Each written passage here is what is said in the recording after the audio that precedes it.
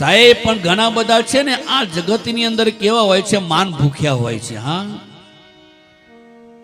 પણ જીવનમાં યાદ રાખજો કે અમુક ઠેકાણે છે ને આમંત્રણની અપેક્ષા નહીં રાખવાની.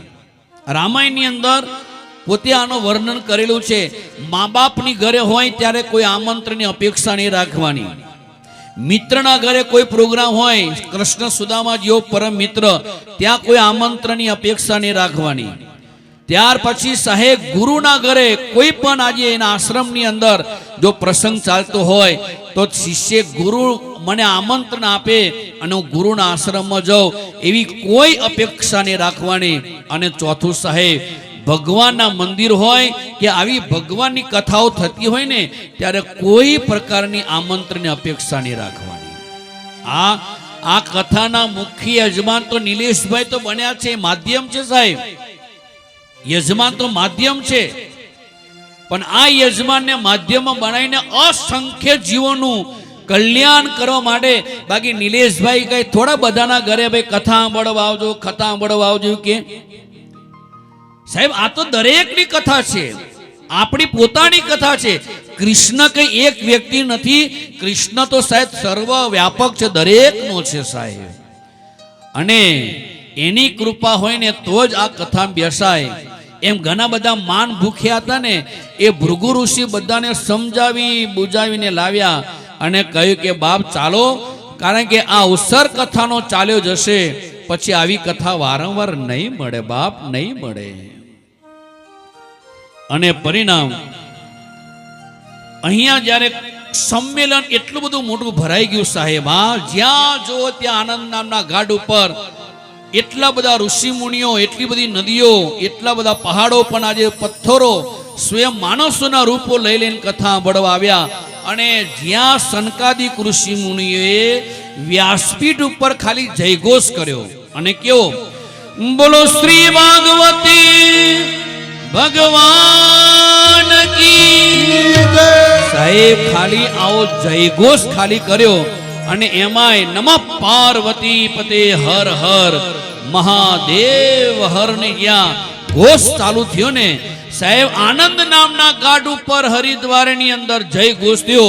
અને જમુનાના કાંઠે જે ભક્તિના બે દીકરાઓ જ્ઞાન અને વૈરાગ્યને જે બુઢાપો આવી ગયો હતો ને સાહેબ, ખાલી અહીંયા જય ઘોષ થયો અને બંને જણનો બુઢાપો દૂર થઈ ગયો. વિચાર કરો, આ યુવાની પાછી આવી ગઈ બંનેઓને.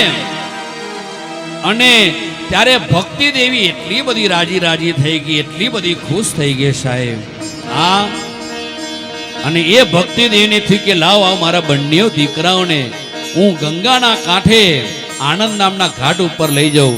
અને સ્વયં ભક્તિ દેવી ધૂન કરતા કરતા કરતા સાહેબ, જ્યાં સનકાદિક ઋષિ મુનિઓ ખાલી જો ભાગવતની શરૂઆત જ કરે છે, જય ઘોષ કરે છે, યસ્ય શ્રવણ માત્રેના મુક્તિ કરતલે સ્થિતા, ખાલી જ્યારે ચર્ચા કરે ત્યાં ભક્તિ દેવી સાહેબ જમુનાના કાંઠેથી ધૂન ગાતી ગાતી અહીંયા આવે છે. અને કઈ રીતના, કૃષ્ણ ગોવિંદ ગોવિંદ ગોપાલ નંદલાલ, રાધે ગોવિંદ ગોવિંદ ગોપાલ નંદલાલ,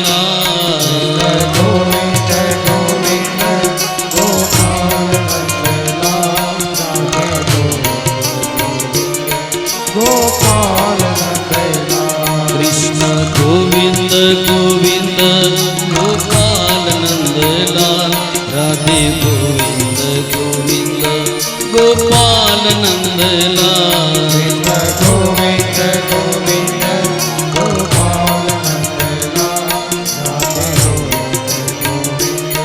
ગોપાલ નંદલાલ. સાહેબ ભક્તિ દેવી જ્ઞાન વૈરાગ્ય અન્ય નદીઓ એ સ્વયં જ્ઞાન અને વૈરાગ્યના બુઢાપો દૂર થઈ ગઈ. એટલી હરખમાં હરખમાં આનંદમાં ધૂન કરતી કરતી આવે છે સાહેબ. જ્યાં હરિદ્વારના આનંદ નામના તટ ઉપર, એમ આપણે પણ જ્યારે આ કથાની અંદર આવો ને અને તમારા ઘરેથી જ્યારે આ કથા મંડપ સુધીને આવો ને તો ઇતર બીજી કોઈ ચર્ચા નહીં કરવાની સાહેબ.